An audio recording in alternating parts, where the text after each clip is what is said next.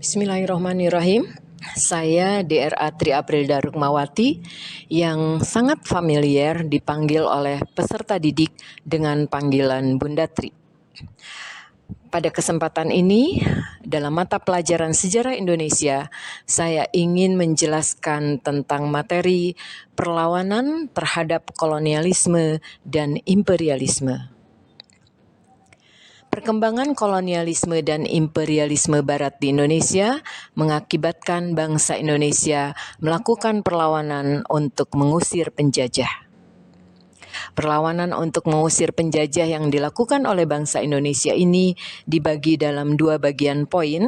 Yang pertama adalah perlawanan terhadap persekutuan dagang, dan yang kedua adalah perlawanan terhadap pemerintah Hindia Belanda. Perlawanan terhadap persekutuan dagang. Perlawanan terhadap persekutuan dagang ini dimulai dari perlawanan Sultan Babullah dalam mengusir Portugis.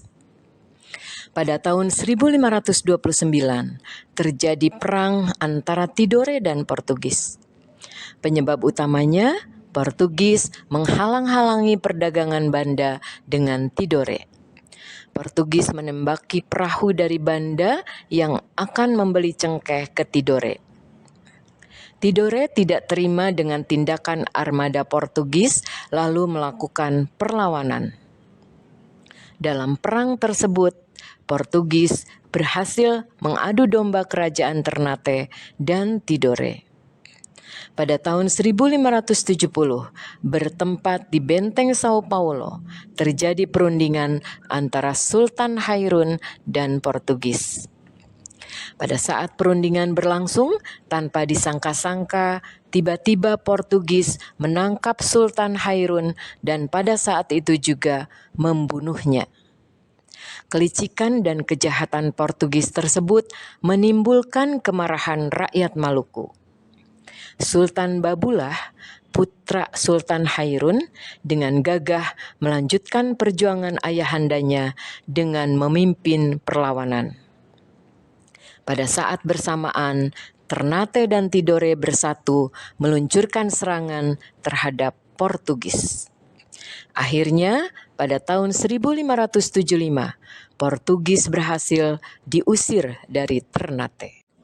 Yang kedua, perlawanan Aceh.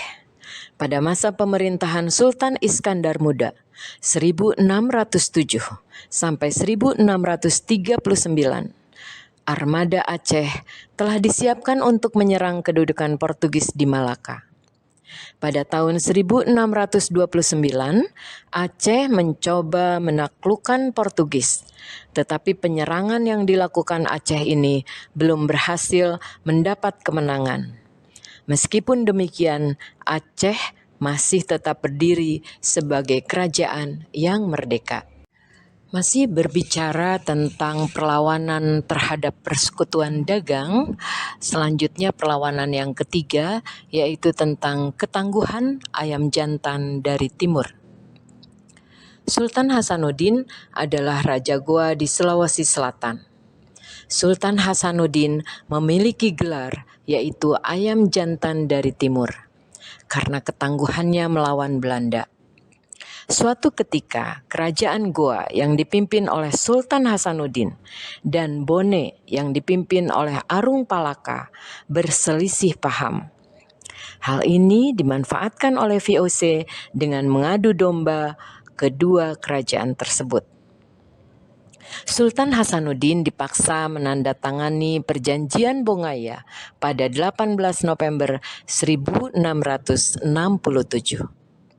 Isi perjanjian Bongaya diantaranya adalah Belanda memperoleh monopoli dagang rempah-rempah di Makassar, Belanda mendirikan benteng pertahanan di Makassar, Makassar harus melepaskan daerah kekuasaannya berupa daerah di luar Makassar, Arung Palaka diakui sebagai Raja Bone. Kemudian yang keempat adalah perlawanan yang dilakukan berupa serangan Mataram terhadap VOC. Perselisihan antara Mataram dan Belanda terjadi karena nafsu monopoli Belanda. Pada tanggal 8 November 1618, Gubernur Jenderal VOC Jan Pieterszoon memerintahkan Van der Mark menyerang Jepara. Peristiwa tersebut memperuncing perselisihan antara Mataram dan Belanda. Raja Mataram, Sultan Agung, segera mempersiapkan penyerangan terhadap kedudukan VOC di Batavia. Serangan pertama, pasukan Mataram dipimpin Tumenggung Baurekso yang tiba di Batavia tanggal 22 Agustus 1628. Serangan 2, pasukan Mataram dipimpin Kiai Adipati Juminah, Kiai Adipati Puger, dan Kiai Adipati Furbaya 1 Agustus sampai 1 Oktober 1629. Serangan yang pertama dan kedua dari Mataram gagal disebabkan karena kurangnya perbekalan.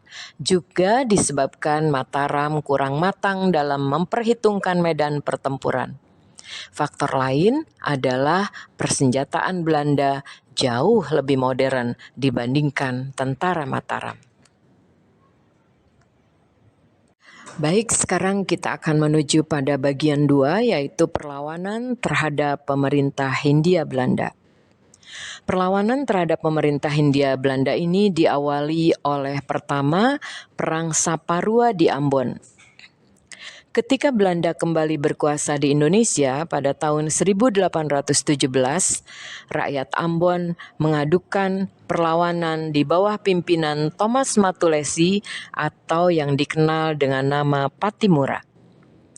Patimura memimpin perlawanan di Saparua dan berhasil merebut benteng Belanda serta membunuh Residen Van de Burg. Dalam perlawanan tersebut, turut serta pula seorang pahlawan wanita bernama Christina Marta Tiahahu yang merupakan putri tunggal dari Paulus Tiahahu. Perlawanan yang kedua dikenal dengan nama Perang Padri di Sumatera Barat yang berlangsung dari tahun 1821 sampai 1838. Kaum Padri dipimpin oleh Tuanku Imam Bonjol, yaitu M. Syahab, Tuanku Nan Cerdik, Tuanku Tambusai, Tuanku Nan Alahan. Perlawanan kaum Padri berhasil membuat Belanda terpojok. Belanda pun mengajak kaum Padri berdamai yang diwujudkan di Bonjol tanggal 15 November 1825. Belanda menerapkan sistem pertahanan benteng stelsel. Benteng Fort de Kock di Bukit Tinggi dan benteng Fort van der Kevelen merupakan 2 benteng pertahanan Belanda. Dengan siasat tersebut, Belanda akhirnya menang, yang ditandai dengan jatuhnya benteng pertahanan terakhir Padri di Bonjol pada tahun 1837. Tuanku Imam Bonjol akhirnya ditangkap, kemudian diasingkan ke Priangan, kemudian ke Ambon, dan terakhir di Manado hingga wafat tahun 1864.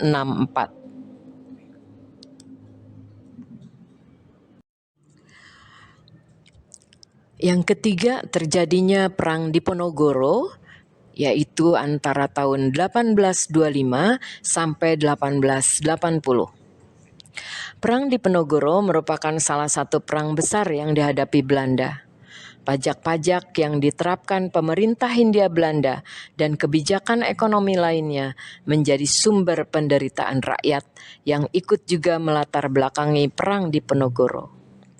Pada bulan Maret 1830, Diponegoro bersedia mengadakan perundingan dengan Belanda di Magelang, Jawa Tengah. Perundingan tersebut hanya sebagai jalan tipu muslihat karena ternyata Diponegoro ditangkap dan diasingkan ke Manado, kemudian Makassar hingga wafat tahun 1855. Perlawanan berikutnya dikenal dengan nama yang keempat, yaitu Perang Aceh. Traktat London pada tahun 1871 menyebut Belanda menyerahkan Sri Lanka kepada Inggris dan Belanda mendapat hak atas Aceh.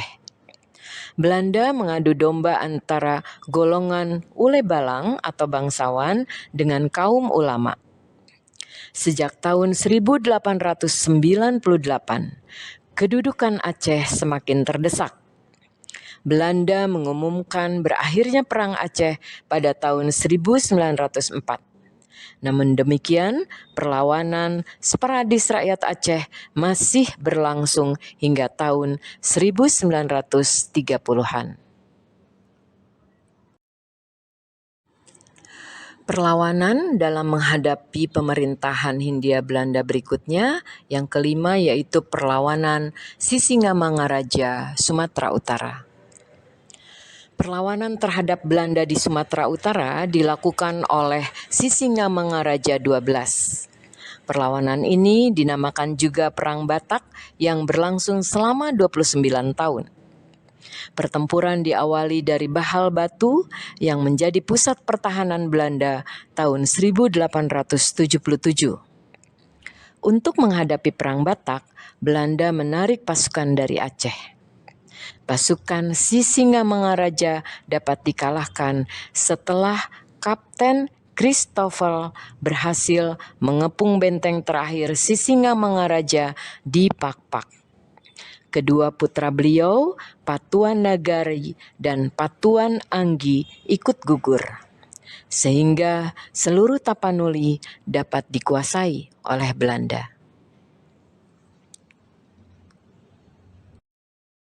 Yang keenam adalah Perang Banjar.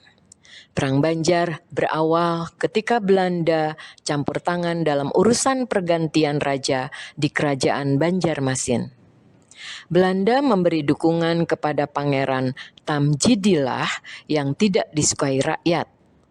Pada tahun 1859, Pangeran Antasari memimpin perlawanan setelah Prabu Anom ditangkap Belanda. Pada tahun 1862, Pangeran Hidayat menyerah dan berakhirlah perlawanan Banjar di Pulau Kalimantan. Perlawanan benar-benar dapat dipadamkan pada tahun 1905. Perlawanan yang ketujuh adalah Perang Jagaraga di Bali. Perang Jagaraga berawal ketika Belanda dan kerajaan di Bali bersengketa tentang hak tawan karang. Hak tawan karang menyatakan bahwa setiap kapal yang kandas di perairan Bali menjadi hak penguasa di daerah tersebut. Pemerintah Belanda memprotes Raja Buleleng yang menyita 2 kapal milik Belanda. Raja Buleleng tidak menerima tuntutan Belanda untuk mengembalikan kedua kapalnya. Persengketaan ini menyebabkan Belanda melakukan serangan terhadap kerajaan Buleleng pada tahun 1846. Selanjutnya Belanda menguasai 2 kerajaan Bali, yaitu Gianyar dan Klungkung pada tahun 1906. Seluruh kerajaan di Bali pun jatuh ke pihak Belanda setelah rakyat melakukan perang habis-habisan yang dikenal dengan Perang Puputan Jagaraga. Nah, demikianlah penjelasan tentang perlawanan yang dilakukan oleh rakyat Indonesia dalam menghadapi kolonialisme dan imperialisme. Pada perlawanan ini, kalian bisa melihat bahwa apakah perlawanan-perlawanan daerah yang dilakukan oleh rakyat Indonesia dalam menghadapi kolonialisme dan imperialisme Belanda ini mengalami keberhasilan? Next, nanti kita akan bahas di materi berikutnya. Demikian, mohon maaf apabila ada penjelasan yang kurang dipahami. Terima kasih. Assalamualaikum warahmatullahi wabarakatuh. Salam sejarah, Historia Vitae Magistra.